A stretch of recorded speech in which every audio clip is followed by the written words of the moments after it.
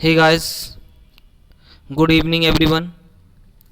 तो आज हम सेकंड सेशन करेंगे, जो कि अब मैं फर्स्ट सेशन कर चुका हूँ ईडीएम्स का। ओके, तो लिंक मैंने डिस्क्रिप्शन में दे दिया फर्स्ट वीडियो का, और ये सेकंड वीडियो ईडीएम्स का, जिसमें हम लोग काफ़ी डिटेल डिस्कस करेंगे।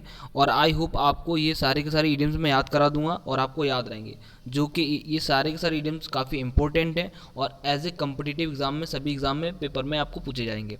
ओके, तो आई होप आप मेरे साथ जुड़ जाइएगा और सारे के सारे ईडीएम्स सारे के सारे ईडीएम्स को पढ़िएगा मेरे साथ में।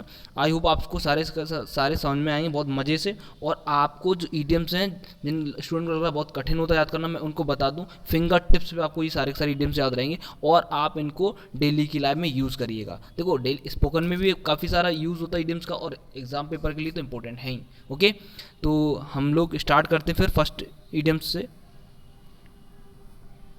तो पहला ईडीएम्स है, देखिएगा, टू क्लिंच द इशू। क्या मीडियम से to clinch the issue. To clinch the issue का मतलब मुद्दा होता है ना, कोई मुद्दा है तो इशू बोलते हैं। टू क्लिंच द इशू का मतलब हो जाएगा to clear the controversy. To clear the controversy मतलब वाद विवाद खत्म कर देना। क्या मीनिंग हो जाएगा, क्लिंच द इशू, इशू का मतलब मुद्दा, तो मुद्दा को खत्म कर देना मतलब हो जाएगा टू क्लियर द कंट्रोवर्सी, वाद विवाद खत्म कर देना। तो नाउ आपको समझ में आ गया होगा, टू क्लियर द कंट्रोवर्सी, वाद विवाद को खत्म कर देना। चलते हैं सेकंड पे, to means the matter. To means the matter का मतलब होता है क्या, टू मीन्स द मैटर का मीनिंग हो जाएगा, to means the matter, to worsen the matter मतलब मामले को बिगाड़ देना, मतलब वाद विवाद को ख़त्म ना करके उसे और ज़्यादा बिगाड़ देना और बस्ट कर देना, बुरा कर देना। तो मामला बनाने की जगह बिगाड़ देना, उसे बोलते टू मीन्स द मैटर। मैंने बोला somebody's to means the matter, तो किसी ने क्या कर दिया, मामले को बिगाड़ दिया, तो मामले को बिगाड़ देना उसे बोलते to means the matter. I hope आपको समझ में आ रहा है। तो टू मीन्स द मैटर का मतलब हो जाएगा टू वर्सन द मैटर, मतलब मामले को बिगाड़ देना, बात बात और बढ़ा देना। ओके, चलते हैं नेक्स्ट पे। नेक्स्ट है ईट लाइक ए हॉर्स। देखो, आपको बहुत अच्छे समझ में आएगा, ईट लाइक हॉर्स आप कभी भूलोगे भी नहीं। ईट लाइक हॉर्स का मतलब होगा ईट अलॉट। आप देखो, ईट लाइक हॉर्स खाना, कैसे खाना, घोड़े की तरह खाना। अब देखो, आपने देखो घोड़ा कैसे खाता है, घोड़े की तरह खाना लोग बोलते हैं ना, घोड़े की तरह खाता रहता है। तो घोड़े की तरह खाता रहता है मतलब टू ईट अलॉट, बहुत ज़्यादा खाना। बात आपको समझ आ रही ना। आप लोग, आपने सुना होगा गाँव वगैरह में लोग बोलते हैं है ना, घोड़े की तरह खा रहा है, तो घोड़े की तरह खाते रहना मतलब हो जाएगा टू ईट अलॉट, मतलब बहुत ज़्यादा खाना, बहुत खाना। क्लियर हो रहा है सभी को, मज़ा आ रहा होगा आपको। तो ईट लाइक ए हॉर्स का मतलब हो जाएगा ईट अ लॉट, बहुत ज़्यादा खाना। क्लियर, चलते हैं नेक्स्ट पे। नेक्स्ट है ए स्नेल्स पेस। ए स्नेल्स, देखो आपने स्नेल देखा होगा, स्नेल देखा होगा आई थिंक, नहीं देखा हो तो आप स्नेल को सर्च करके यूट्यूब पे देख लो आप। स्नेल, स्नेल की बात है तो स्नेल बहुत स्लो स्लो चलता है, आपने देखा होगा, बहुत ही स्लो, बहुत धीमी गति चलता है स्नेल, बिल्कुल स्लो स्लो चलता है। तो इसका मतलब हो जाएगा एक्सट्रीमली स्लो। आप इसे याद रखना, स्नेल से, स्नेल आपने देखा होगा, नहीं देखा हो तो आप यूट्यूब पे सर्च करके देख लो स्नेल को। तो स्नेल जो होता है वो, उसकी जो गति होती है बिल्कुल स्लो स्लो चलता है ना, बिल्कुल स्लो स्लो। ओके, ये बारिश वगैरह देखने को मिलता है हमको, स्नेल बारिश वगैरह होती है तो उसमें दिखाई देता है। तो स्नेल से पीस का मतलब हो जाए एक्सट्रीमली स्लो। तो क्योंकि स्नेल से आप याद हो कि स्नेल होता है दिमाग में, आप कभी भी एग्जाम पेपर कहीं भी आता है तो आप तुरंत फाइंड कर लोगे कि स्नेल आपने देख रखा कि बहुत स्लो चलता है। तो स्नेल का मतलब हो जाए एक्सट्रीमली स्लोली। क्या हो जाएगा, एक्सट्रीमली स्लोली। आई होप आपको समझ में आ गया। तो कोई भी वर्क हो रहा है, कुछ भी हो रहा है, कुछ भी समथिंग डू इट, तो वो क्या हो जाएगा आपका स्नेल पेस हो जाएगा, स्नेल्स पेस। स्नेल्स पेस का मतलब एक्सट्रीमली स्लोली। क्लियर हो रहा है सभी को। Okay, now move to second, next idioms, have one's hand full। have one's hands full, आप लोग बोलते हैं मेरे हाथ जो हैं वो भरे हुए हैं, जितने भी हाथ हैं दोनों के दान क्या है, हाथ भरे हुए हैं। तो सारे हाथ भरे हैं मतलब क्या है बंदा, हाथ भरे होना मतलब हो जाएगा टू बी वेरी बिजी। क्या हो जाएगा, टू बी वेरी बिजी। जिस व्यक्ति, कोई व्यक्ति पर्सन बोल रहा है कि मेरे हाथ जो हैं वो भरे हुए हैं, फुल हैं, फुल, हाथ फुल होने का मतलब है वो क्या है, वो वेरी बिजी है, मतलब इसका मीनिंग क्या हो जाएगा, वेरी बिजी। आई होप आपको समझ में आ रहा होगा ना। तो हैव वंस हैंड फुल्स का मतलब हो जाएगा टू वेरी बिजी। क्लियर है ना सभी को। Okay, now to move to second idioms है फेस द म्यूजिक।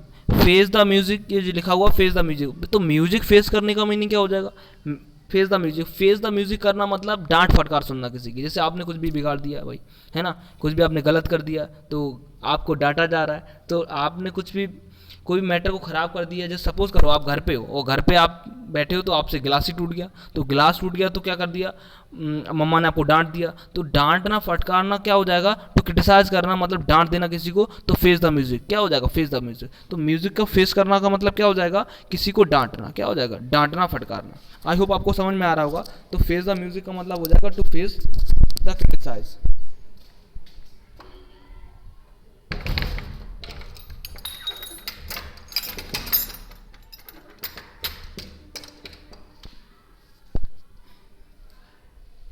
नेक्स्ट पे चलते हैं हम लोग। नेक्स्ट देखिएगा, draw a line. Draw a line, line को खींचना। लाइन ड्रॉ करना मतलब हो जाएगा सेट अ लिमिट। लिमिट को क्या कर देना, सेट कर देना। Okay, draw the line. आपने देखो लाइन खींच दी, मैं कहा लाइन खींच दी, तुम अब इधर रहोगे। तो आपने देखा होगा रामायण वगैरह में, तो रामायण में क्या था कि जो लक्ष्मण जी थे उन्होंने क्या किया था, उन्होंने सीता के लिए क्या कर दी, लक्ष्मण रेखा खींच दी थी। मतलब उनको बोल दिया था आपको मर्यादा में रहना है, मतलब लिमिट को फिक्स कर देना। ड्रॉ द लाइन, लाइन खींचना मतलब क्या बोल देना, मर्यादा में रहने के लिए। मतलब लाइन खींच दी तो क्या मतलब हो जाएगा, उस जगह को क्या कर देना, फिक्स कर देना, set a limit. I hope आपको समझ आ रहा है। तो लक्ष्मण जी ने जो किया था कि लाइन को क्या कर दिया, ड्रॉ कर दिया, तो क्या कर देना, सेट अ लिमिट, मर्यादा में रहना। क्लियर है सभी को, तो ड्रॉ द लाइन हो जाएगा। Now move to next idioms. Grass widow. Grass widow, देखो ग्रास विडो का मीनिंग क्या है, ग्रास विडो, विडो का मतलब आपको पता ही होगा, ऐसी वुमन जिसका ऐसी महिला जिसका हस्बैंड की डेथ हो जाती है उसे हम लोग विडो बोलते हैं ना। तो ग्रास विडो, देखो ऐसा ही मीनिंग इसका भी कुछ। तो ग्रास विडो का मीनिंग हो जाएगा a woman who is separate from her husband. एक ऐसी महिला जो अपने पति से क्या हो रही है, दूर रहती है, उसे क्या बोलते हैं हम लोग, ग्रास विडो। क्या होगा, ग्रास विडो हो जाएगा। बात आपको समझ आ रही है ना सभी को। तो यहाँ पर क्या हो जाएगा, ग्रास विडो। ओके, तो जिसका पति उससे दूर रह रहा है उसे क्या बोले हम लोग, ग्रास विडो। ओके, क्लियर हो रहा है ना सभी को। तो ग्रास विडो, देखो ऐसे लिंक कर लो कि जैसे पंजाब अगर आपने देखा होगा, उनके अगर हस्बैंड डिफेंस में, एयर है ना, आर्मी में या जॉब कर रहे हैं, तो है ना, तो गए होते हैं, तो उनको लगता है अरे मतलब उनको कब मिलेंगे, कब उनको फ़ोन करेंगे या जो भी है। तो क्या कर रही हैं, वो विंडो से झांक रही होती है, वो झांक रही होती मतलब काफ़ी खेतों में, तो वहाँ पे क्या देख रही हैं, वो घास को देख के सोच रही हैं। तो उससे आप लिंक कर लो। तो ग्रास विडो का मतलब हो जाएगा कैसी महिला, या तो उसका हस्बैंड की डेथ हो गई है, उससे वो दूर रह रही हैं, दोनों मीनिंग उसका हो जाएगा। ठीक है, जो ऐसी महिला जिसका पति उससे दूर हो, उसे हम लोग क्या बोल रहे हैं, ग्रास विडो। आई होप आपको समझ आ रहा। Now move to next idioms है fair sex. Okay, fair sex, बस सेक्स की बात करो तो जेंडर मेल और फीमेल होता है ना, फेयर सेक्स तो मेल और फीमेल होता है। तो बात फेयर की होती है, फेयर तो का मतलब अच्छा ही होगा वहाँ पे।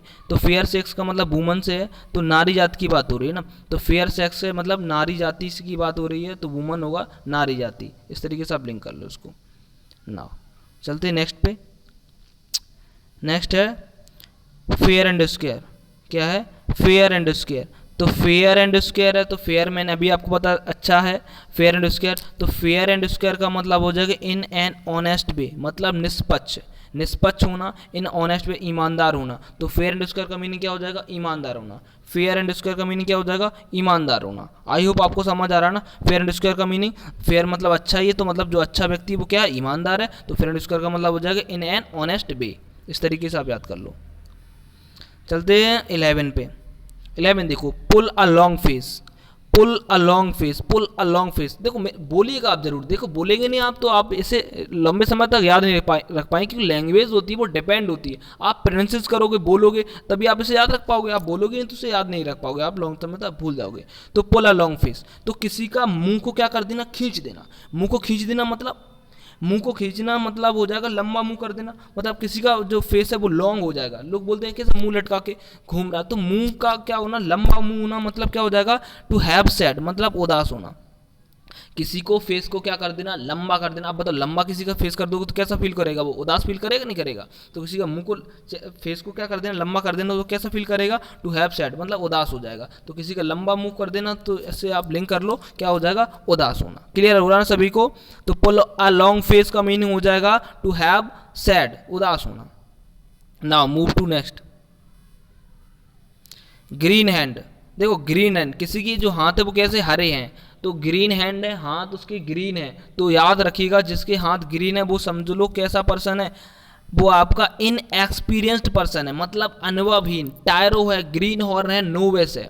बात समझ आ रही कि नहीं? तो ग्रीन हैंड का मतलब जिसके हाथ हैं, जो हैंड है वो ग्रीन है, तो आप समझ लीजिएगा जब भी कभी इडियम्स का यूज होता है ग्रीन हैंड है, तो किसी को हाथ बोलेगा ग्रीन है तुम्हारे, तो कैसा है वो अनएक्सपीरियंस्ड पर्सन होगा, वो अनुभवहीन होगा, जिसको बिल्कुल भी उसके बारे में अनुभव नहीं होगा, उसे हम लोग बोलेंगे ग्रीन हैंड। क्लियर है? तो 40 इडियम्स से थोड़ा सा कवर अप करेंगे, तो हम लोग थोड़ा स्पीड से चलें जिससे आपको याद हो जाएगा सारे के सारे, कोशिश करूंगा मैं। Now move to 13, horse laugh. देखो हॉर्स लाफ का मीनिंग क्या है? हॉर्स लाफ, घोड़े की तरह हंसना। हॉर्स लाफ मतलब घोड़ा हंस रहा है, तो घोड़ा हंस रहा है मतलब हॉर्स लाफ। तो आपने देखा घोड़ा हंस रहा है, तो मतलब इसका मीनिंग क्या है? इसका मीनिंग हो जाएगा to laugh very loudly without having any sense. घोड़ा हंस रहा है, तो घोड़ा हंस रहा है मतलब घोड़ा हंस रहा है, घोड़े को क्या पता क्या किस वजह से हंस रहा है, तो घोड़े हंस रहा है मतलब हो जाएगा to laugh very loudly without having any sense, मतलब बिना मतलब के हंसी हंसना। बात समझ लेना, अगर कोई पर्सन बिना किसी सेंस के, बिना किसी पर्पज के लगातार जोर जोर से हंसे जा रहा है, तो समझ लेना वो कैसी लाफ हंस रहा है? हॉर्स लाफ है। वो कैसी लाफ है? हॉर्स लाफ, मतलब बिना किसी बेमतलब के जोर से, बिना किसी लॉजिक के, बिना किसी इंटेंशन के, मतलब बिना कोई सेंस के, विदाउट एनी सेंस वो लगातार जोर जोर से हंस रहा है, तो वो क्या है? हॉर्स लाफ है। आपने काफ़ी सारे आपके फ्रेंड्स भी ऐसा होता है, तो बिना मतलब के हंसे जा रहा है, तो मतलब बिना मतलब के हंस रहा है, तो वो क्या है? हॉर्स लाफ है। आई होप आपको समझ आ रहा है ना? तो आप कभी भी देखिएगा, अभी कभी कोई मिलता है तो अगर बिना किसी सेंस के अगर वो लगातार बहुत तेजी से हंस रहा है, तो वो लाफ जो होगा वो आपका हॉर्स लाफ हो जाएगा। आप इसे याद रख सकते हैं कि घोड़ा हंस रहा है तो वो क्या है? हॉर्स लाफ, बिना सेंस के हंस रहा है। क्लियर हो रहा है सभी को ना? अगला देखिए, smell a rat. Smell a rat, आपने देखा होगा अगर रैट होता है चूहा अगर मर जाता है, तो उसकी जो सॉरी, उसकी जो गंध होती है वो काफ़ी दूर तक जाती है, काफ़ी दूर तक जा रही है, मतलब स्मेल आ रही है आपको कि चूहा मर गया है। तो मतलब कहते हैं दाल में कुछ काला है, तो चूहा मर गया है, मतलब इसका है कि अंडर सस्पेंशन, संदेह हो रहा है ना, संदेह हो रहा है कुछ गड़बड़ है, तो उसके लिए हम लोग किसका यूज़ करें? स्मेल आ रैट। तो रैट की स्मेल आ रही थी, रैट की स्मेल लगी मुझे, तो रैट की स्मेल लगी मतलब मुझे संदेह हो रहा है। संदेह होना, अंडर सस्पेंशन, इस तरीके से आप इसे लिंक कर लो कि स्मेल आ रैट का मतलब हो जाएगा अंडर सस्पेंशन, संदेह में होना। क्लियर है ना सभी को? तो रैट की स्मेल आना मतलब हो जाएगा under suspension. Okay, now move to next, bone of contention. Bone of contention, okay, bone of contention. बात हम लोग करें बोन ऑफ कंटेंशन की, तो बोन ऑफ कंटेंशन का मीनिंग क्या होगा? बोन ऑफ कंटेंशन का मीनिंग हो जाएगा अ मैटर ऑफ डिस्प्यूट, मतलब झगड़े का कारण। इसे देखो कैसे याद रखना है, बोन ऑफ कंटेंशन। बोन मतलब हड्डी की बात हो रही, कंटेंशन है ना, बोन ऑफ हड्डी, कंटेंशन। तो बोन का मतलब हड्डी से है, तो अगर आपने देखा होगा ना कि अगर कोई हड्डी है और एक डॉग को मिल जाती है और दूसरा डॉग भी उसके लिए उस पर क्या कर रहा है, एक कुत्ते को मिल जाती है तो दूसरा कुत्ता भी उससे क्या कर रहा है, उन दोनों एक हड्डी के लिए दोनों क्या कर रहे हैं? लड़ रहे हैं। अब क्यों लड़ रहे हैं? वो रीज़न क्या है? रीज़न वो हड्डी से, बोन है रीज़न। उनके कुत्तों का लड़ने का रीज़न आपने देखा होगा ना, हड्डी डाल दी तो कुत्ते क्या कर रहे हैं? लड़ रहे हैं। तो क्यों लड़ रहे हैं? उसका रीज़न क्या है? उसका रीज़न ये है बोन ऑफ कंटेंशन, मतलब उसका रीज़न समझ पा रहे हो? उसका रीज़न ये कि वो लड़ रहे हैं, वो किस वजह से लड़ रहे हैं? वो हड्डी की वजह से लड़ रहे हैं। तो झगड़े का कारण में लोग कहते हैं क्या कारण था, तो कारण क्या था? झगड़े का कारण क्या था? झगड़े का कारण क्या था? वो बोन है, बोन। बात समझ रहे? तो हड्डी का मतलब है, तो आप याद रखो, तो दो कुत्ते लड़ रहे हैं आपस में, तो क्यों लड़ रहे हैं? क्यों लड़ रहे हैं? तो क्यों लड़ रहे हैं? तो बोन ऑफ कंटेंशन मैंने आपको बोला, तो ये झगड़े का कारण है, तो कारण क्या है? बोन है। उस तरीके से आप इसे याद रख लीजिएगा। तो बोन ऑफ कंटेंशन का मीनिंग हो जाएगा अ मैटर ऑफ डिस्प्यूट, झगड़े का कारण। आई होप आपको समझ आ रहा है, तो बोलिए मुझे समझ आ रहा है। Okay, now move to next, cock and bull story. Cock और बुल स्टोरी, अभी इसे ऐसे आप याद रख लोगे। कॉक एंड बुल स्टोरी का मतलब कॉक मुर्गा और बुल की क्या कहानी हो सकती है बताना? मुर्गा और बुल की कहानी बचपन में हम लोग सुनते थे, चलो कहानियाँ अच्छी लग, अब आपको बोले अच्छा ये सब बोलते थे तो लगता है ये क्या मनगढ़ंत कहानी सुना रहे हो। तो कॉक एंड बुल स्टोरी, अब मुर्गे की और बुल की स्टोरी क्या हो सकती है बताना? कोई स्टोरी हो सकती है, उनका क्या मैच होगा? तो आई थिंक जो स्टोरी आप है वो कैसी है? फॉल्स स्टोरी, मतलब झूठी मनगढ़ंत कहानी है। बात समझ आ रही है ना? जो हम लोग को बचपन में खूब सुनाई जाती थी और बुक्सों में लिखी होती, काफ़ी सारी हम लोगों ने पढ़ी रखी होती है। क्लियर हो रहा है सभी को? तो कॉक एंड बुल स्टोरी का मतलब हो जाएगा एक ऐसी स्टोरी जो कैसे झूठी है। तो आप समझ रहे हो अच्छे से कि कॉक मुर्गे और बुल की कोई स्टोरी नहीं हो सकती, मतलब ये कहानी जो है वो झूठी है बिल्कुल। Now move to next.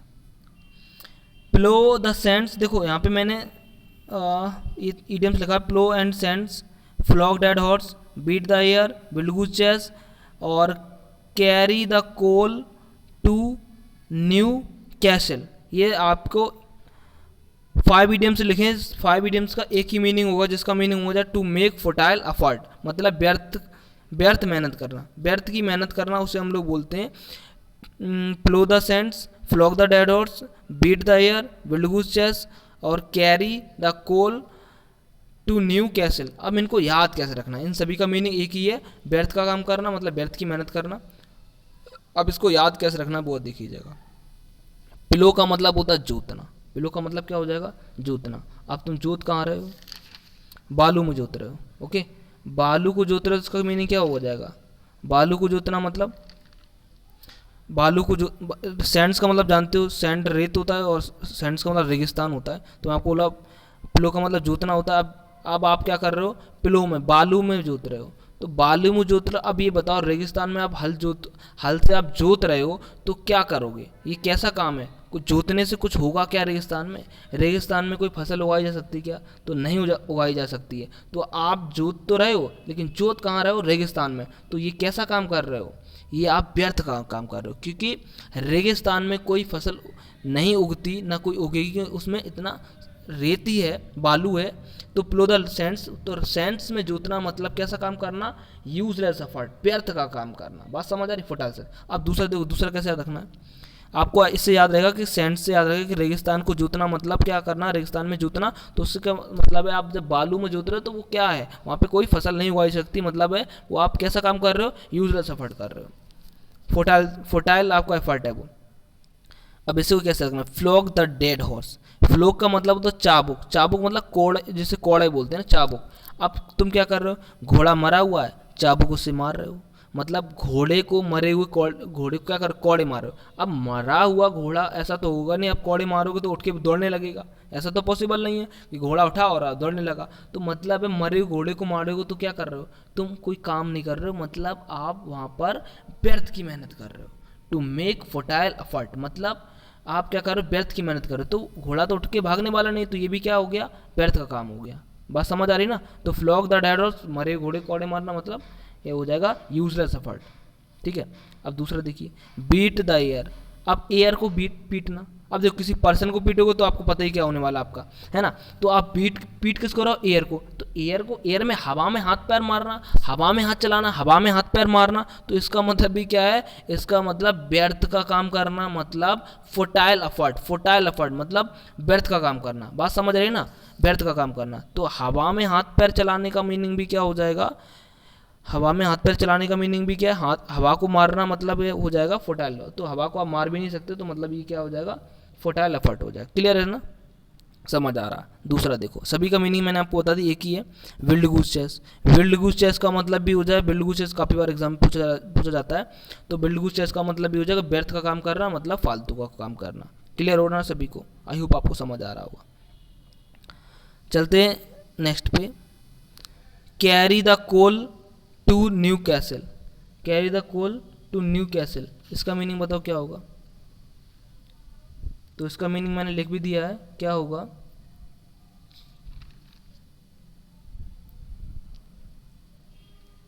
Okay समझिएगा, इसको भी समझिएगा अच्छे से आप।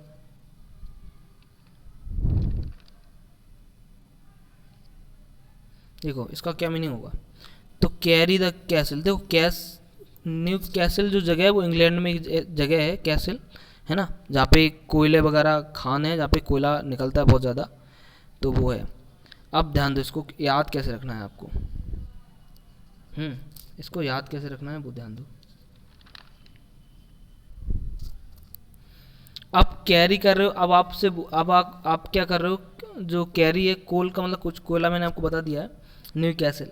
तो कैसल एक जगह है जो इंग्लैंड में है, तो वहाँ पे बहुत ज़्यादा कोयला की खान है, तो कोयला बहुत ज़्यादा पाया जाता है, निकलता है वहाँ पे। तो बात हो रही है, अब आपसे बोला जाए जहाँ पे इतना कोयला है वहीं पर आप लेके जाओ, तो कैसा काम कर रहे हो, यूजलेस एफर्ट हुआ कि नहीं।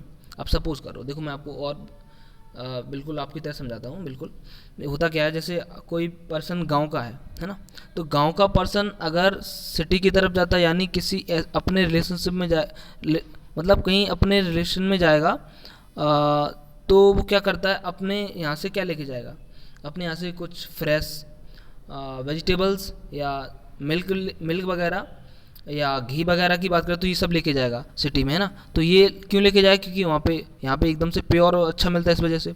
अब वही चीज़ सेम हो कि अगर वो पर्सन, सिटी का पर्सन अगर कोई गांव में जाता है, अगर गांव में जाता है तो क्या चीज़ लेके जाए, आपको सेम यही चीज़ लेके जाए, तो क्या है, मजाक का पात्र नहीं बनेगा।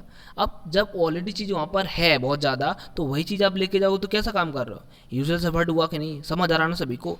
अब कोई चीज़ मैंने क्या बोला, जो चीज़ वहाँ पे ऑलरेडी है वही चीज़ आप लेके जा रहे हो उसी जगह पे, तो क्या कैसा काम कर रहे हो, आप यूजलेस एफर्ट कर रहे हो। आई होप आपको समझ आ रहा है मैंने क्या बोला आपको, कि इस तरीके से आपको समझा दी तो आपको समझ आ गया कि जो कैसे लब उस जगह न्यू क्या कहाँ पे, इंग्लैंड में, तो मैंने बोला वहाँ पे कोयले की खदान वगैरह, अब वहाँ पे आप कोयला लेके जा रहे हो तो कैसा काम कर रहे हो, यूजलेस एफर्ट कर रहे हो। बात समझ आ गई होगी आई होप आपको, तो इसका मतलब भी हो जाएगा useless effort. Now move to next. Burn your boat, क्या कर दिया, बोट जला दी। बोट जला दी मतलब to finish the chance of return. अब हुआ क्या, आप बोट से गए, नाव में बैठे, आप इस तरफ से गए और उस तरफ पहुंचे, तो आपने क्या कर दिया, बोट जला दी। अब बोट जल गई तो अब वापस कैसे जाओगे, मतलब अब आपके पास रास्ता ही नहीं बचा वापस जाने का। बात समझ आ रही ना। आप बोट पे बैठ के गए और आप जैसे पहुंचे पार, तो आपने क्या कर दिया, बोट को जला दिया। तो अब आप जाओ कैसे, तो वापस जाने के सारे रास्ते क्या हो गए, बंद हो गए। तो उसे बोलेंगे to finish the chance of return. देखो इसे याद कैसे रख सकते हो आप, देखो इसे याद रखने मैं बता देता हूँ आपको, बर्न द बोट। तो आप ऐसे ही लिटरली आप याद रख लो कि बोट जला दें। जैसे आप भी देखो होता क्या, आप जॉब की तैयारी प्रिपरेशन कर रहे हो, है ना, तो आपको लगता है ये मेरे पास ऑप्शन है, नई जॉब होगी तो मैं कुछ और कर लूँगा, तो मेरे पास काफ़ी सारे ऑप्शंस होते हैं। तो काफ़ी सारे ऑप्शंस होते तो आप जो एफर्ट हो वो एक जगह लगा ही नहीं पाते हो। जब एक जगह एफर्ट नहीं लगा तो रिजल्ट नहीं मिलता। तो हम लोग तो ये नहीं मिला तो मैं ये कर लूँगा, है ना, ये वाली जॉब नहीं लगी तो ये कर लूँगा। तो बहुत सारे ऑप्शंस होते हैं हमारे पास, तो बहुत सारे ऑप्शन होंगे तो आप अच्छा परफॉर्म कर नहीं सकते। तो मैंने क्या बोला, अपनी बोट को जला दो, यू बर्न वंस बोट। मैंने क्या बोला, अपनी बोट को जला दो, तो मतलब वापस आने के सारे रास्ते बंद। अब आपने ठान लिया तैयारी करने की, प्रिपरेशन की, जॉब लेनी है तो फिर लेनी ही है, तो बोट को जला दो, मतलब कोई भी ऑप्शन मत रखो अपने पास। तो बात समझ आ रही। तो अब मेरे पास कोई चांस नहीं वापस जाने का, मुझे जॉब लेकर ही जाना है, इस तरीके से आप याद रख लो। तो घर जाने के सारे रास्ते क्या कर दिए, बंद कर दिए। टू बर्न द बोट, तो अपनी बोट जला देना, मतलब वापस जाने के रास्ते क्या कर दिया आपने, बंद कर दिए। क्लियर है ना सभी को, आई होप आपको समझ आ रहा होगा, इस तरीके से आप याद रख लो। नेक्स्ट देखो, इन द सेम बोट, कहते हैं सेम बोट। आज की जो स्थिति है ना कोविड-19 की, तो कोविड-19 की भी कैसी सिचुएशन है, तो हम कैसी स्थिति में, सभी लोग सेम स्थिति में है ना, तो सेम सिचुएशन, तो सेम बोट में। अगर मैं भी बोट में हूँ और आप भी अगर मेरे साथ बोट में हो, तो अगर मैं डूबता हूँ तो आप भी डूब रहे हो उधर में जाके, है ना। तो सिचुएशन है वो कैसी है, सेम है, ओके, सेम सिचुएशन है। तो सेम बोट में बैठे तो मतलब सेम स्थिति में है, जो जैसी स्थिति आपकी होगी वैसी आपके साथ होने वाला है। तो मैं हम लोग क्या बोल रहे हैं कि सेम स्थिति में जी रहे हैं, तो उसे बोल देंगे in the same boat. I hope समझ आ रहा ना। तो इन द सेम बोट का मतलब हो जाएगा same situation. Now move to next, at home. At home, देखो घर पर होना तो कंफर्टेबल, क्या हो जाए, कंफर्टेबल, सिंपल सी बात है। मैंने कहा आप घर पे कैसे रहते हो, तो सबसे ज़्यादा कंफर्टेबल फील कहाँ करोगे आप, अपने घर में करोगे ना। तो घर में आराम से, तो होता नहीं कोई गेस्ट वगैरह है तो हमने बोला रेस्टोरेंट वगैरह जगह कर लें कि बोल के लिए बोलें, तो वो गेस्ट भी बोलते हैं अरे नहीं नहीं एट होम ही बेटर है। तो मतलब क्या हो जाए, यहीं आराम से। तो वहाँ पर एट होम का मीनिंग क्या हो जाएगा, कंफर्टेबल, आराम से। बात समझ आ रही ना। तो एट होम का मतलब कंफर्टेबल, तो होम पे आप कैसे रहते हो, कंफर्टेबल रहते हो। इससे आराम से याद कर लो, कोई दिक्कत वाली बात नहीं है। होम पर है मतलब कंफर्टेबल है, नो डाउट, है ना। इससे ज़्यादा कंफर्टेबल कहाँ पे हो, कहीं पे नहीं। चलो नंबर अगला देखो, फिश आउट ऑफ वाटर। अब आप इसे कैसे याद रखोगे, अब फिश को पानी से क्या करोगे, बाहर करोगे, तो फिश को मजा आएगा क्या, नहीं ना, क्योंकि फिश तो पानी में ही अच्छा फील करेगी। अगर आप उसको उसके घर से निकाल दोगे, मतलब पानी से बाहर कर दोगे, तो बस कैसी हो जाएगी, वो आपकी अनकंफर्टेबल हो जाएगी, मतलब आराम की स्थिति नहीं रहेगी बिल्कुल भी उसकी, वो अनकंफर्टेबल हो जाएगी। सब बात समझ आ रही है। तो फिश को क्या कर दिया, पानी से बाहर कर दिया। पानी से बाहर कर दिया, इसका मीनिंग क्या हो जाएगा कि उसको अनकंफर्टेबल कर दिया। क्या हो जाएगा, अनकंफर्टेबल। तो फिश आउट ऑफ वाटर, तो पानी से बाहर कर देना, मतलब हो जाएगा अनकंफर्टेबल। दूसरा देखिएगा, ill at ease. Ill at ease, ease का मतलब भी आराम होता है, इल एट ईज। तो इल एट ईज, इल बीमार एट ईज, तो आराम, तो क्या हुआ आपको, जो आप आराम नहीं है, मतलब आप इल हो, बीमार हो, तो बीमारी में क्या नहीं, आराम नहीं है, तो आप कैसे फील करो, अनकंफर्टेबल फील करो, होगा ना, ऑब्वियसली आप क्या हो जाएगा, अनकंफर्टेबल हो जाओगे। तो इल एट ईज, ईज मतलब आराम, तो आप अगर बीमार हो तो आराम नहीं है, तो क्या है, अनकंफर्टेबल है, क्या हो जाएगा, अनकंफर्टेबल, इसको भी इसे लिंक कर लो। तो इल एट ईज का मतलब हो जाएगा अनकंफर्टेबल। तो आप इसे देखो, बार बार इसे आप बोल लीजिएगा, आप भूलेंगे नहीं तो आप इसको याद नहीं रख पाएंगे, तो आप बोलिएगा जरूर सेंटेंस को, इडियम से यूज़ भी करिए आप अपनी डेली की लाइफ में, इससे आपको काफ़ी हेल्प मिल जाएगी, और एग्जाम पेपर में आपको भी बहुत सारी हेल्प मिलेगी। तो आप इसे एक दो बार देखो, दो एक बार इसे देख लो, आपको ईजिली आसानी से याद रहेंगे, कोई दिक्कत वाली बात नहीं।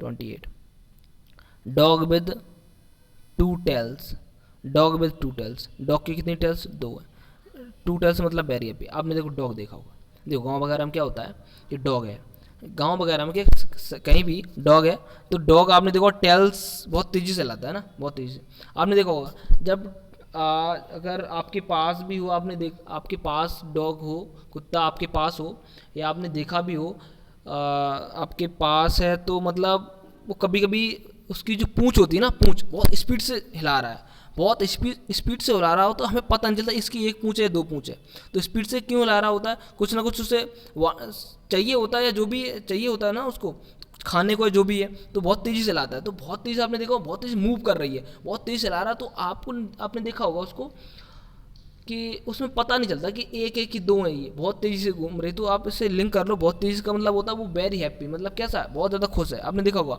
है ना, आया तो पैर चाटने लग गया एकदम से, और ये पूंछ हिलाने लग गया बहुत तेज़ी से, तो बहुत तेज़ी से हिला था, तो पता मैंने क्या बोला आपको कि वहाँ पे एकदम से पता नहीं चलता कि एक है कि दो है, तो मतलब टू टेल्स की बात है, तो मतलब वो वेरी हैप्पी, तो देखा होगा ना, पैर चाटने लग गया, ऐसे ऐसे करने लगा, तो वो आपका बहुत ज़्यादा खुश है। तो आई होप इसे याद रख लोगे, डॉग विद टू टेल्स से मतलब वेरी हैप्पी। ओके ना, चलते नेक्स्ट पे।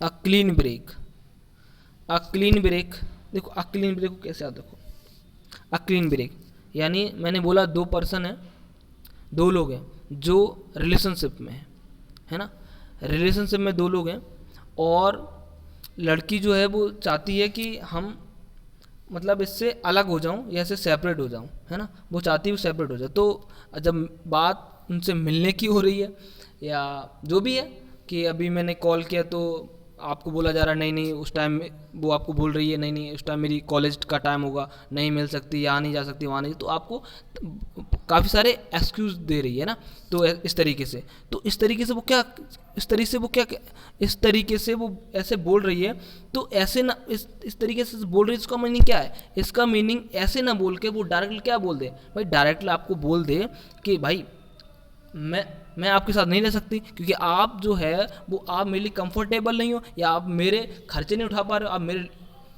मेरे एबल नहीं हो, तो आप इस तरीके से बोल दो सीधा सीधा। तो क्लीन ब्रेक का मीनिंग यही हो जाएगा कि सीधे सीधे बोल देना कि भाई आप मेरे बिल्कुल नहीं हो, कि आप मेरे लिए आप जो हो वो मेरा कंफर्टेबल ही मेरे लिए, मेरा आप खर्चा नहीं उठा सकते, उस तरीके से आपको क्या कर दिया, सीधा सीधा बोल दिया, घुमा फिरा के ना बोल के। तो इसका मीनिंग हो जाएगा to clear end final breaking of relations, तो क्या कर देना, रिलेशंस को खत्म कर देना, इस तरीके से बोल के, है ना, क्विट कर देना। आई थिंक आपको समझ आ गया होगा, तो उसे बोलेंगे क्लीन ब्रेक। चल तो आगे बढ़ते हैं। आर्गस आइड, देखो आर्गस आइड क्या मीनिंग हो उसका, आर्गस आइड का मतलब मैंने लिखा विजिलेंट, क्या होना, चौकस होना, है ना, आर्गस का मतलब क्या हो जाएगा, चौकस होना। इसे याद कैसे रखोगे आप, देखो आर्गस का मतलब मैंने बोला राक्षस होता, क्या होता है राक्षस, अब राक्षस कितनी आंखें, 50 आंखें, 50, है ना, मैंने बोला उसको निगरानी के लिए, मैंने बोला भाई आपको निगरानी के लिए बोल दिया, क्या कि आपको निगरानी करनी है रात भर, है ना, निगरानी करनी है, आंखें उसकी जो आइज़ हैं वो 50 हैं। अगर उसको मैंने बोला गाय का जो बच्चा है, तो उसकी क्या करना है तुमको, देख रेख के लिए उसको रखा गया है। अब देख रेख के रखा गया है, तो उसकी आइज़ मैंने बोला आर्गस का मतलब राक्षस होता है, उसकी आँख कितनी है, 50 है। तो जब उसे सोना होता तो क्या करते हैं, एक एक जोड़ी आइज होती है उसे बंद करके सो गया, तो बाकी तो ज़्यादा है, तो मतलब आपने तो इसका मतलब क्या हो जाएगा, वो बहुत ज़्यादा विजिलेंट है, बहुत चौकस है। लोग बोलते, आपने और भी सुना होगा, लोग बोलते हैं भी इनकी 4 आँखें हैं, तो 4 आँखें मतलब क्या है, ये बहुत ही चौकस है, मतलब विजिलेंट हो जाए, क्या हो जाएगा विजिलेंट। तो आर्गस का मतलब मैंने बोला राक्षस, तो राक्षस की 50 आँखें थी, ऐसा कहानी होगी कोई है ना, तो ऐसे बोल दिया, तो 50 आइज थी, एक आँख बंद करके सो जाता था और बाकी सब खुली, तो इसका मतलब है वो बहुत ज़्यादा विजिलेंट है, बहुत चौकस है। आई होप आपको समझ आ रहा है, तो हम लोग आगे बढ़ते हैं। A free bit of advice, a free bit of advice मतलब क्या हो जाएगा, कोई एडवाइस क्या देना, फ्री में एडवाइस देना। देखो आपने देखा होगा कि अपने यहाँ क्या होता है इंडिया में, कि लोग फ्री की एडवाइस बहुत देते हैं जिसका कोई लॉजिक नहीं है ना। जैसे आपको आपके चाहे वो गेस्ट हों चाहे आपके नेबर्स हों, क्या बोलेंगे, और बेटा अभी जॉब नहीं हुई तुम्हारी, है ना, या जॉब नहीं हुई तुम्हारी, या जॉब हो गई तो शादी कब करोगे और सेटल कब होगे, तो बहुत सारी बातें होती है ना, बहुत सारे आपको बोला जा रहा है ये सब। तो ये कैसी एडवाइस दे रहे हो, अरे तुमसे पूछ के करेंगे क्या शादी, है ना, तुम्हारी एडवाइस चाहिए क्या मुझे, तो सिंपल सी बात है। तो ऐसी एडवाइस जो मुझे रिक्वायरमेंट नहीं है, मतलब फ्री की एडवाइस देना, समझ पा रहे हो कि नहीं, फ्री की एडवाइस देना। तो ऐसे अब आपने देखा वो लोग फ्री तो हैं, तो करेंगे क्या, दूसरों को एडवाइस देने के लिए तट पर बैठे रहते हैं ना, तो दूसरों को डिमोराइज कर रहे हो। तो मैंने क्या बोला आपको, तो क्या कर देना, a free bit of advice मतलब फ्री की एडवाइस देना, मतलब हो जाएगा suggestion given that isn't requested. तो मतलब फ्री में एडवाइस देना, मतलब जिसकी कोई ज़रूरत ही नहीं है, ऐसी एडवाइस देना, उसे हम लोग बोल देंगे। आई होप आपको समझ आ रहा होगा। तो फ्री की एडवाइस दे देना, इस तरीके से आप इसको लिंक कर लो, याद कर लेना, ठीक है। तो अब फ्री बिट ऑफ एडवाइस का मतलब भी हो जाएगा, ये आपको समझ आ गया होगा। तो ऐसी एडवाइस देना जो फ्री की, तो ये सब आपको बार बार दी जाती है, बार बार बोला जाता है ना, क्या करोगे लाइफ में, क्या कर चल रहा है, ये सब, तो सब ये क्या है, फ्री की एडवाइस दे रहे हो जिसकी कोई रिक्वायरमेंट नहीं है ना। चलते हैं आगे। To end in smoke, smoke end हो जाना। अब देखो जो बंदा स्मोकिंग कर रहा है तो उसको क्या हो जाना है, सिंपल सी बात, बर्बाद हो जाना है। बात समझ पा रहे हो, तो इस तरीके से लिंक कर लो कि स्मोक का जो एंड है वो किस पे है, बर्बाद से। तो आप कभी नहीं बोलोगे बर्बाद हो जाना, असफल हो जाना, टू डिस्ट्रॉय या टू बी रूइंड, है ना। तो मैंने बोला स्मोकिंग करना क्या हो जाएगा, स्मोकिंग आप कर रहे हो तो आपको क्या कर देगी, बर्बाद कर देगी। तो स्मोक का जिसका एंड क्या होगा, एंड होगा कि आप बाद में बर्बाद हो जाओगे स्मोकिंग करोगे, है ना। तो कुछ लोग बड़े उसमें करते हैं, शौक में, है ना, शौक में कर रहे हो, बिल्कुल उनका अलग ही वो है, तो शौक में कर देना लोग करते रहते हैं। तो स्मोकिंग करना इसका मतलब क्या हो जाएगा, टू बी डिस्ट्रॉय, बर्बाद होना। तो स्मोक का जो एंड है वो क्या है, आपको समझ आ रहा है ना, बर्बाद हो जाना, असफल हो जाना। इस तरीके से आप इसे याद रख लो। आई होप आपको समझ आ गया। तो हम लोग जल्दी चलते हैं आगे। A snake in the grass, snake कहाँ है, गिरास के अंदर। स्नेक कहाँ है, गिरास में। तो गिरास में स्नेक दिखाई नहीं दे रहा आपको, बात समझ आ रही। तो लोग बोलते हैं आस्तीन का सांप, सुना होगा आपने मुहावरा हिंदी में। तो स्नेक इन द ग्रास, तो स्नेक गिरास में तो दिखाई नहीं दे रहा, मतलब छिपा हुआ है। तो जो शत्रु है वो कैसा है, छिपा हुआ शत्रु है। तो छिपा हुआ शत्रु तो कभी भी वार कर सकता है, आप पता भी नहीं कर सकते। तो ऐसे शत्रु से थोड़ा बच के रहना पड़ता है ना। तो स्नेक इन द ग्रास का मतलब समझ पा रहे हो कि जो स्नेक है वो कहाँ पे, ग्रास में है। तो ग्रास में आपको दिखाई नहीं दे रहा, तो वो आपका क्या हो जाएगा, हिडन एनिमी। तो शत्रु जो है वो आपका छिपा हुआ है, जो आपको दिखाई नहीं दे रहा। इस तरीके से आप लिंक कर लो। चलते हैं आगे। To set Thames on fire, to set Thames on fire. अब तुम क्या करने जा रहे हो, तुम टेम्स नदी में आग लगा रहे हो। क्या कर दे रहे हो, टेम्स नदी में। अब ये बताओ टेम्स नदी में आग लगाना कैसा काम है, इम्पॉसिबल है, कह रहे। अब आपसे बोला जब टेम्स नदी में आग लगा दो, तो क्या आग लगा दोगे टेम्स नदी में, तो टेम्स नदी को आप नहीं जला सकते ना। तो to set Thames on fire का मीनिंग क्या हो जाएगा, टू डू इम्पॉसिबल वर्क। मतलब नदी में आग लगाना मतलब हो जाएगा ऐसा काम करना जो इम्पॉसिबल है। आप खुद गैस करिए कि आप नदी में आग लगा सकते हो, तो टेम्स नदी में आग लगाने के लिए मतलब ऐसा काम करने के लिए हो जो कैसा है, इम्पॉसिबल है। Next, think the word of, सोचिए, think the word of, bird के बारे में सोचना। थिंक द वर्ड ऑफ, तो बर्ड के बारे में सोचिए। तो बर्ड के बारे में नहीं सोचिए, इडियम्स के बारे में सोचिए ना। तो थिंक द वर्ड ऑफ, तो थिंक द वर्ड ऑफ का मीनिंग हो जाएगा, आपने कहते हैं आपको होता है ना, हम लोग बोलते हैं अरे इस बात पे थोड़ा समझना, तो इस बात पे थोड़ा ध्यान देना, इस बात को थोड़ा सा ध्यान देना, समझना। तो क्यों मैं ऐसा बोल रहा हूँ कि वो कहीं ना कहीं सही है, तभी तो बोला जा रहा है इस बात पे थोड़ा ध्यान देना, उसके बाद डिसीजन लेना। तो इसका मतलब हो जाएगा एडमायर समवन वेरी मच, तो किसी की बहुत ज़्यादा प्रेज करना, बहुत ज़्यादा प्रशंसा करना, उसे हम लोग बोलते हैं think the word of, I hope आप इसे लिंक कर पा रहे हो। तो मैंने क्या बोला, थिंक द वर्ड ऑफ, तो वर्ड के बारे में सोचना मतलब कुछ ना कुछ अच्छे ही सोचोगे ना, किसी के बारे में सोचना तो मतलब अच्छा सोचना, किसी के बारे में बात करना तो मतलब अच्छी बात करना, मतलब उसकी प्रेज़ करना। तो मैंने आपको बोला किसी के बारे में सोचना, तो मैंने बोला अगर कोई बात हुई तो उसके बारे में थोड़ा ध्यान देना, सोचना, तो मतलब क्या है, कहीं ना कहीं सही है। तो मतलब एडमायर समवन वेरी मच, तो किसी की क्या करना, किसी की बहुत ज़्यादा प्रेज़ करना, उस तरीके से आप लिंक कर ले। क्लियर है, तो बढ़ते हैं आगे।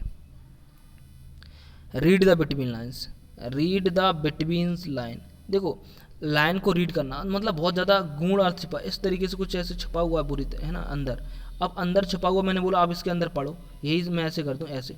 अब ऐसे पढ़ो, अब क्या दिख रहा है आपको, तो बहुत कम दिख रहा है, और इसको भी आप समझ जाते हो, तो उसका मतलब क्या हो गया, आपने लाइन को रीड कर लिया जो कहाँ पे थी, छिपी हुई लाइन में। तो लाइन के अंदर छिपी हुई, तो उस वर्ड को रीड कर, इस लाइन के देखो अंदर छिपा हुआ वर्ड, आई होप नहीं दिख रहा होगा, लेकिन जो लोग थोड़ा सा देख के समझ लिया और आपने पढ़ लिया, तो क्या कर लिया आपने, छिपे हुए अर्थ को समझ लेना। आई होप लिंक कर पा रहे हो। तो रीड द बिटवीन लाइन्स का मतलब हो जाएगा जो अर्थ उसका मीनिंग था वो कैसा था, छिपा हुआ। तो to understand the hidden meaning मतलब छिपे हुए अर्थ को समझ लेना। आपने देखा होगा ना उसको इमेज में, तो काफ़ी सारा उसे डार्क कर रखा, उसके बाद उसको समझ लिया, तो क्या कर लिया, तो रीड द बिटवीन लाइन्स क्या हो जाएगा, to read the between lines. इसे आप बोलिएगा जरूर, जिससे आपको याद रहेगा, है ना। To read the between lines का मतलब हो जाएगा to understand the hidden meaning, तो उसका मतलब छिपे हुए को समझ लेना।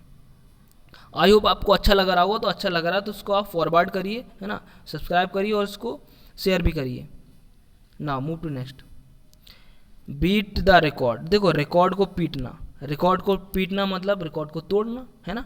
तो बीट द रिकॉर्ड का मतलब रिकॉर्ड को तोड़ देना या रिकॉर्ड को तोड़ना, है ना, ब्रेक करना रिकॉर्ड को। तो इसका मतलब हो जाएगा to do better than ever before, मतलब पहले से ज़्यादा अच्छा करना होता है ना। कभी कभी हम लोग अपना ही रिकॉर्ड तोड़ देते, जो हमने किया होता उससे बेटर कर दिया, तो क्या कर दिया, अपने रिकॉर्ड तोड़ दिया, है ना। तो काफ़ी क्रिकेटर में आपने देखा होगा उसने अपना ही रिकॉर्ड बनाया, अपने रिकॉर्ड तोड़ दिया, तो मतलब पहले से अच्छा प्रदर्शन करना। तो आप इसे आराम से याद रख पाओगे, बीट द रिकॉर्ड, रिकॉर्ड को पीटना मतलब रिकॉर्ड को तोड़ देना, मतलब पहले से बहुत ज़्यादा अच्छा कर लेना। नाउ आगे बढ़ते हैं हम लोग। Root and branch, root and branch, देखो रूट जड़ होता है, ब्रांच मतलब पूरा पेड़, है ना, पेड़ जो पत्ते पूरा सारा।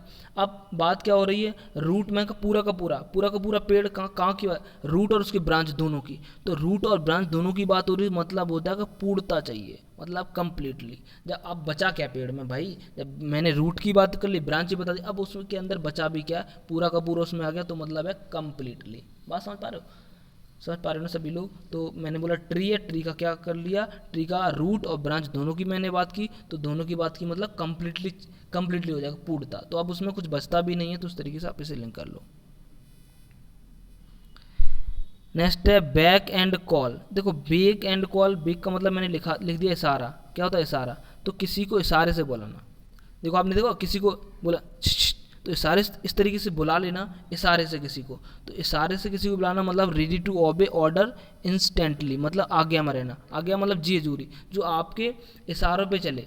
अब सिंपल सी बात है, अगर आप किसी को इशारे से बुला रहे हो तो आपकी आज्ञा तो मानेगा ही मानेगा, नॉर्मल सी बात है। तो आपकी आज्ञा में तत्पर रहना, तो आपका आज्ञा मानने वाला व्यक्ति, उसे हम लोग बोल सकते हैं ना, तो बैक एंड कॉल, समझ पा रहे हो। तो किसी को इशारे से बुलाना मतलब टू रेडी ओबे ऑर्डर इंस्टेंटली, मतलब आपके आज्ञा में जी हजूरी करने वाला, आपके लिए तैयार रहना तत्पर, उसे हम लोग बोलेंगे। आई होप आपको समझ आ रहा होगा, तो इसे आप बोलिएगा जरूर, है ना। लास्ट देखो किराई बॉल्फ, देखो एक चैप्टर था बचपन में हम लोगों ने पढ़ा था, वो इसमें एक स्टोरी थी जिसमें वो लड़का क्या करता है, पेड़ पे चढ़ के मतलब बोलता है कि भेड़ी आ गए भेड़ी आ गए, तो इस तरीके से आपने भी पढ़ी होगी सुनी होगी। तो इसका मतलब वो क्या होता है, झूठी इन्फॉर्मेशन देता है ना, इस तरीके से आपको पता होगा, झूठी इन्फॉर्मेशन देना। तो भेड़िया भेड़िया चलाना मतलब झूठी इन्फॉर्मेशन देना, तो इसका क्या मीनिंग हो जाएगा, टू गिव फॉल्स अलार्म, मतलब गलत सूचना देना, क्या हो जाएगा, गलत सूचना देना। तो क्राई बॉल्फ का मतलब क्या हो जाएगा, गलत सूचना देगा। आई होप, तो यहाँ तक थे 40 थे, सारे के सारे हमने कवर अप कर लिए। आई होप आपको समझ आए होंगे सारे के सारे, है ना, सभी की सभी आपको समझ आए होंगे। और आप क्या करिएगा, इसको देखो एक दो बार से देख लीजिएगा, जिससे आपको हमेशा के लिए इसको याद हो जाएंगे सारे के सारे, और आप इसे नोट डाउन भी कर लीजिएगा, तो काफ़ी इंपॉर्टेंट है और विद ट्रिक के तो आपको याद हो जाएगा, ठीक है। तो हम लोग इस सेशन को यहीं तक रखेंगे। Till then take care, keep smiling, all the very best, okay, thank you very much.